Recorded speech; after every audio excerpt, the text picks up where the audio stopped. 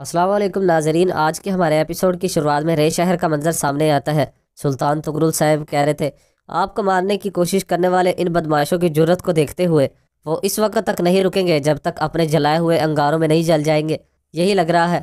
اتنے میں وہاں پر ایک سپاہی پہنچتا ہے۔ سپاہی کہتا ہے، جلال آپ کے سامنے پیش ہونے کا منتظر ہے میرے سلطان۔ سلطان تغرل صاحب اشارہ کرتے ہیں تو سپاہی وہاں سے چلا جاتا ہے۔ اتنے میں وہاں پر ایک آدمی اور آتا ہے۔ تغرل صاحب کہتے ہیں، یعنی کہ التو جان خاتون کو بچانے والے بہادر تم ہو؟ جلال ہاں میں اپنا سر ہلاتا ہے۔ تغرل صاحب کہتے ہیں، ماشاءاللہ، مانگو تم کیا مانگتے ہو؟ جلال کہتا ہے، ہم اپنے محافظ سلطان کے سائے میں کھڑے ہونے اور عمر بھر ان کی ڈھال بننے کے سوا کیا مانگ سکتے ہیں؟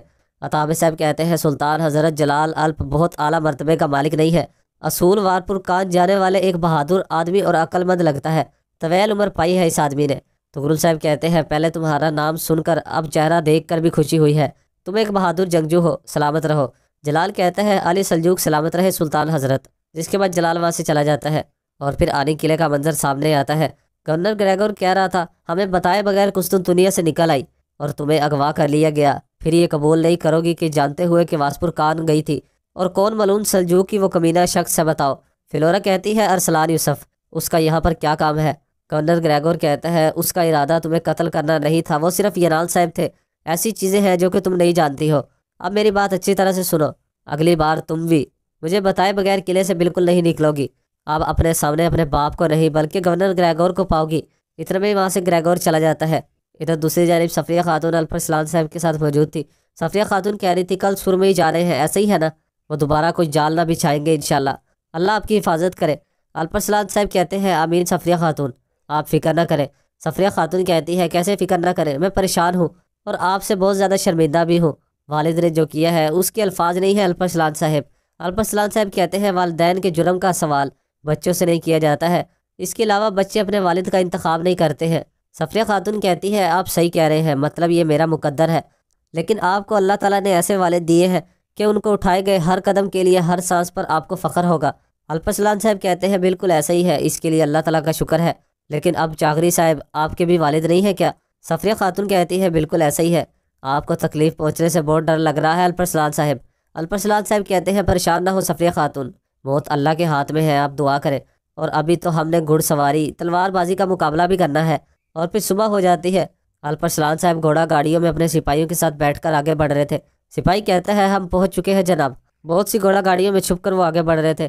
الپرسلان صاحب اندر کہہ رہے تھے، سپاہی پہلے گاڑی سے فولاد اتاریں گے، جیسے ہی کافروں کی نظریں ہٹیں گی تو ہم بھی اتر جائیں گے۔ میں دوبارہ آپ لوگوں کو نہیں کہوں گا، کسی تاجر اور مظلوم کو نقصان نہیں پہنچنا چاہیے۔ باتور صاحب کہتے ہیں، جو آپ کا حکم جناب۔ ادھر ستارہ بھی جنگل کے اندر بیٹھا ہوا تھا اور آگ روشن کر رہا تھا۔ اتنے میں وہاں پر ایک دھماکہ ہوتا ہے۔ ستارہ کہتا ہے، بسا سیری۔ رے شہر کا منظر سامنے آتا ہے جس میں سلطان تغرل صاحب کے پاس ایک آدمی پہنچتا ہے۔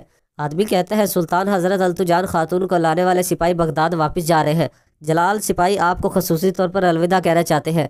اتنے میں وہاں پر جلال پہنچتا ہے۔ جلال کہتا ہے، مجھ میں دلچسپی دکھانے اور اس مہربانی کے لیے سلامت رہے سلطان حضرت، آپ کے روبرو پیش ہونا میرے لیے سب سے بڑا اعزاز ہے۔ سلطان تغرل صاحب کہتے ہیں، اپنی جان خطرے میں ڈال کر میری بیوی کو بچانے والے بہادر کے لیے ہم جو بھی کریں گے وہ کم ہے، یہ سونا تمہارا حق ہے۔ جلال کہتا ہے، میں نے صرف اپنا کام کیا ہے سلطان حضرت، آپ کا شکریہ۔ التو جان خاتون کہتی ہے، کیا سلطان کے تحفے کے انکار کرو گے جلال؟ اور معاملات کے اصولوں اور ریاست کے ستونوں کا کیا ہوگا؟ مزید یہ مدینہ اسلام میں حدود مقدار میں بنائی جانے والے نایاب سکوں میں سے ایک سکہ ہے، یہ ہر کسی کو نہیں دیا جاتا ہے۔ جلال وہ سکہ سلطان سے لے لیتا ہے۔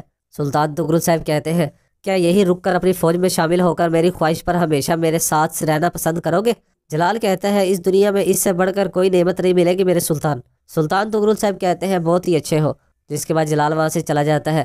اور دوستوں، آج کے ہمارے اس ایپیسوڈ کا اختتام بھی اسی مقام پر ہو جاتا ہے۔ اگر آپ کو آج کے ایپیسوڈ پسند ہے تو ویڈیو کو لائک کر دیجیے گا، چینل کو سبسکرائب کر دیجیے گا، ساتھ دے کے بیل آئیکن پر کلک کر کے آل کر دیجیے گا، تاکہ جیسے ہی نیکسٹ ایپیسوڈ آئے تو اس کا نوٹیفیکیشن آپ کو مل جائے اور آپ اس کو فوراً واچ کر سکے۔ اب ہماری ملاقات ہوگی نیکسٹ ویڈیو میں، اپنا خیال رکھیے گا، اللہ حافظ۔